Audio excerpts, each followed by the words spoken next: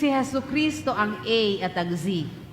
And as long as siya ang una at huli sa buhay mo, kahit anong gulo na dinadanas mo ngayon, basta't si Kristo ang unang kausap mo sa umaga at siya ang huling pinupuri mo sa gabi, magiging maayos ang lahat. Alam ng ating Panginoon from end to beginning. Alam niya kung paano kanya isusustain. Siya ang sovereign God na may hawak ng past, present, and future mo. At kahit anong bigat ng dalahin na pinagdaranasan natin, andyan ang God. Hindi lang niya yung pagagaanin. Pagtatagumpayin ka ng ating makapangyarihang Diyos.